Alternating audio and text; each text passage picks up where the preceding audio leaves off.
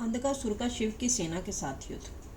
सनत कुमार बोले, हे व्यास, तदनंतर मदिरा पान कर नेत्रों को घुमाते हुआ मदमत गज के समान गति वाला तथा श्रेष्ठ वीरों के साथ चलने वाला वह प्रचंड वीर बहुत सी सेना से युद्ध हो वहां गया। काम के बाण से बिंधे हुए उस दैत्य ने वीरक के द्वारा अवरुद्ध मार्ग वाली उस गुफा को उसी प्रकार देखा जैसे तैल पूर्ण जलते हुए दीपक को प्रेम पूर्वक देखकर उसे प्राप्त कर पतंग विनिष्ट हो जाता है। उसी प्रकार बार बार देखकर वीरक के द्वारा पीड़ित किए जाने पर भी वह मूर्ख महादैत्यपति अंधक कामा अग्नि से दग्ध शरीर वाला हो गया। वीरक ने पाषाण, वृक्ष, वज्र, जल, अग्नि, सर्प एवं अस्त्र शस्त्रों से उसे पीड़ा पहुंचाई और पुनः पीड़ित करके पूछा कि तुम कौन हो और कहाँ से आए हो। उसका वचन सुनकर अंधक ने अपना अभिप्राय प्रकट किया और उस वीरक के साथ युद्ध करने लगा। आश्चर्य है कि उस अप्रमेय महावीर वीरक ने अंधक को एक मुहूर्त में युद्ध में जीत लिया। महान खड़क के चूर चूर हो जाने पर दुखी तथा विस्मय रहित यह अंधक युद्ध भूमि छोड़कर भूख प्यास से व्याकुल हो भाग खड़ा हुआ।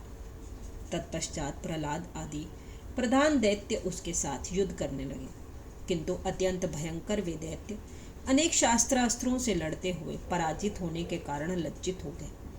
तब विरोचन, बलि, हजारों भुजाओं वाला बाण, भजी, कुंजब, शंबर एवं वत्र आदि पराक्रमी दैत्य युद्ध करने लगे। चारों ओर से घेर कर युद्ध करते हुए उन दैत्यों को शिव के गण वीरक ने पराजित कर दिया, उनके दो टुकड़े कर दिए। बहुत से दानवों के मर जाने पर और कुछ के शेष रहने पर सिद्ध संघों ने जय जयकार किया। मेधा, मांस, पीव से महाभयंकर उस युद्ध के बीच गीदड़ आनंद से नाचने लगे एवं रुधिर के भयंकर कीचड़ में विचरण करते हुए मांसाहारी जंतुओं से सारी रणभूमि भयंकर दिखाई पड़ने लगी। उस समय वीरक द्वारा दैत्यों के विनष्ट हो जाने पर भगवान सदाशिव ने दाक्षायणी को सांत्वना देकर कहा, हे प्रिय, मैं पूर्व में जिस कठिन पाशुपत व्रत को किया था उसे करने जा रहा हूँ। हे देवी, रात दिन तुम्हारे साथ प्रसंग के कारण मेरी सेना का क्षय हो गया। मर्ण धर्मा दैत्यों के द्वारा मेरी अमर्त्य सेना का विनाश हुआ। यह किसी पुण्य नाशक ग्रह का ही प्रभाव है। हे सुंदरी, अब मैं वन में जाकर परम दिव्य एवं अद्भुत वर प्राप्त कर अत्यंत कठिन व्रत करूंगा। तुम पूर्ण रूप से भय रहित तथा शोकाविहीन रहना।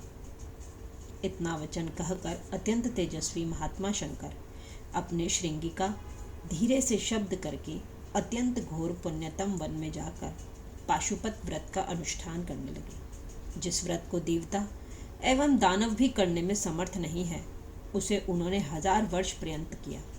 उस समय पतिव्रता तथा शील गुण से संपन्न पार्वती मंदर पर्वत पर स्थित हो सदाशिव के आगमन की प्रतीक्षा करती हुई अकेले गुफा के अंदर सदा भयभीत तथा दुखी रहा करती थी। उस समय पुत्र वीरक ही उनकी रक्षा करता था। इसके बाद वरदान से उन्मत्त तथा कामदेव के बाणों से धैर्य रहित वह दैत्य बड़ी शीघ्रता से प्रहलाद आदि दैत्यों के साथ उस गुफा के पास आ गया। उसने भोजन, पान एवं निद्रा का परित्याग कर कुपित हो अपने सैनिकों को साथ लेकर 505 रात दिन वीरक के साथ अत्यंत अद्भुत युद्ध किया।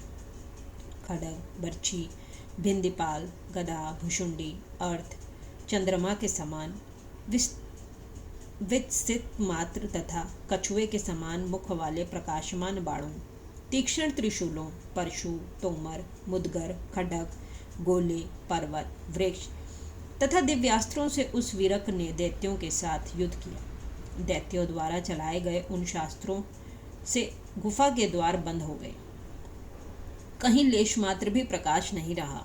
वीरक भी शस्त्रों की चोट से आहत होकर गुफा के द्वार पर मूर्छित होकर गिर पड़ा।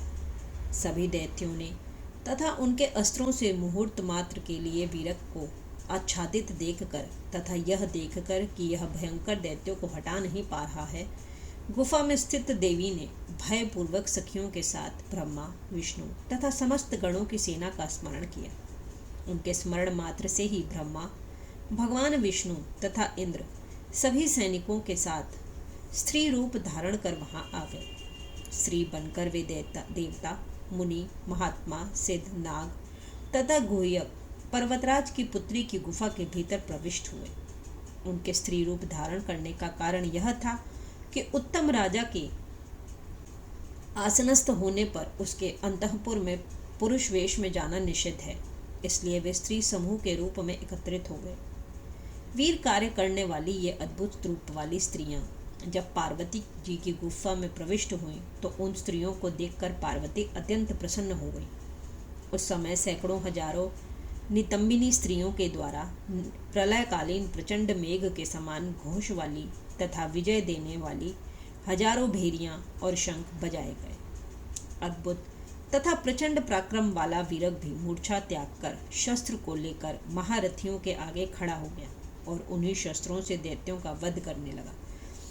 उस समय हाथ में दंड लिए हुए ब्राह्मी, क्रोध से युक्त चित्त वाली गौरी, अपने हाथों में शंख, गदा, चक्र तथा धनुष धारण की हुई नारायणी, हाथ में लांगल, दंड लिए कांचन के समान वर्ण वाली व्योमालका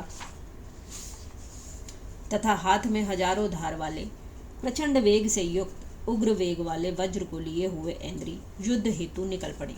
हजार नेत्रों वाली, युद्ध में निश्चल रहने वाली, अत्यंत दुर्जय, सैकड़ों दैत्यों से कभी पराजित न होने वाली तथा भयंकर मुख वाली वैश्वानरी तथा हाथ में दंड लिए हुए उग्र याम्या शक्ति भी युद्ध में प्रवृत्त हो गई। हाथ में अत्यंत तीक्ष्ण तलवार तथा घोर धनुष लेकर निश्रिति शक्ति आई। वरुण का पाश हाथ में धारण कर युद्ध की अभिलाषा करती हुई तोयालिका निकल पड़ी। प्रचंड पवन की महाशक्ति भूख से व्याकुल हो हाथ में अंकुश लेकर एवं कुबेर की शक्ति हाथ में प्रलय काल की अग्नि के समान गदा लेकर युद्ध भूमि में आ पहुंची। तीक्ष्ण मुख वाली कुरूपा, नख रूप आयुध वाली, नाग के समान भयंकर यक्षेश्वरी आदि देवियां तथा इसी प्रकार की अन्य सैकड़ों देवियां संग्राम भूमि में निकल पड़ी। उसकी अपार सेना देख कर वे देवियां विस्मित, भय से व्याकुल, फीके वर्ण वाली तथा अत्यंत कातर हो गई। उसके बाद ब्राह्मणी आदि सभी देव शक्तियों ने पार्वती की सम्मति से अपने मन को समाहित कर वीरक को अपना सेनापति बनाया। इसके बाद वरदान से शक्ति संपन्न प्रधान दैत्य मन में यह विचार कर अभूतपूर्व युद्ध करने लगे कि आज इन नारियों से हम मृत्यु को प्राप्त होंगे अथवा इन पर विजय प्राप्त करेंगे। उस समय संग्राम भूमि में अद्भुत बुद्धि संपन्न वीरक को अपना सेनापति बनाकर पार्वती ने सखियों के साथ युद्ध में अद्भुत युद्ध कौशल दिखलाया। महापराक्रमी हिरण्याक्ष पुत्र राजा अंधक ने भी महाव्यूह की रचना की और विष्णु की संभावना करके यम की शक्ति को अवस्थित देखकर उनमें लड़ने के लिए महाभयंकर गिल नामक राक्षस को नियुक्त किया। ब्रह्मा जी की सेवा करने से उसका मुख अत्यंत विकराल हो गया था, इसलिए उसे मारने के लिए भगवान विष्णु आए। उसी समय 1000 वर्ष बीत जाने पर प्रलयकालीन हजारों सूर्य के समान कांति वाले व्याघ्र चर्मधारी भगवान शिवजी भी कुपित होकर युद्ध भूमि में आए।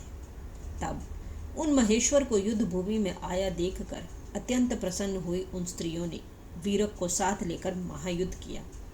उस समय सिर झुकाकर सदाशिव को प्रणाम करके पति का पराक्रम प्रदर्शित करती हुई गौरी ने प्रसन्नता पूर्वक घोर युद्ध किया। उसके बाद शंकर जी पार्वती को हृदय से लगाकर गुफा के भीतर प्रविष्ट हो गए।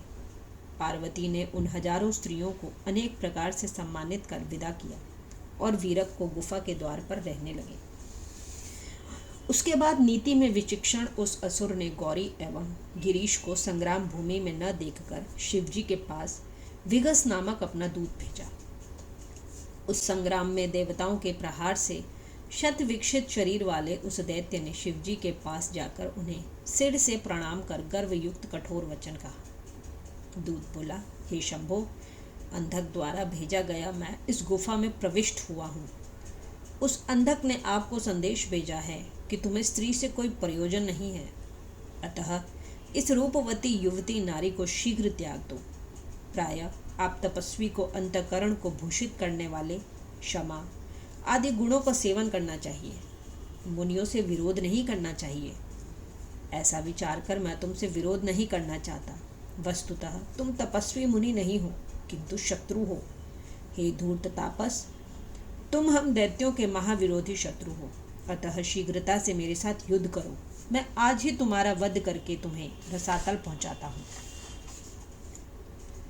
दूत के मुख से ये वचन सुनकर सज्जनों के रक्षक, दुष्टों के मद को नष्ट करने वाले कपालमाली महान त्रिनेत्र शंभु शोकाग्नि से जलते हुए बड़े क्रोध से उस दूत से कहने लगे, हे दूत, तुमने जो बात कही है वह बड़ी कठोर है। अब तुम शीघ्र चले जाओ और उससे कहो, यदि तुम बलवान हो तो शीघ्र आकर मेरे साथ बलपूर्वक युद्ध करो। इस पृथ्वी पर जो अशक्त है उसे मनोहर स्त्री तथा धन से क्या प्रयोजन। बल से मत दैत्य आ जाएं, मैंने यह निश्चय किया है। अशक्त पुरुष तो शरीर यात्रा में भी समर्थ नहीं है, अतः उनके लिए जो विहित है उसे करें, और मुझे भी जो करना है उसमें मैं करूँगा, इसमें संदेह नहीं। शिव जी के इस वचन को सुनकर वह विघस भी प्रसन्न होकर वहाँ से निकल पड़ा और उसके बाद गर्जना पूर्वक हुंकार भरता हुआ दैत्यपति के पास पहुँचे।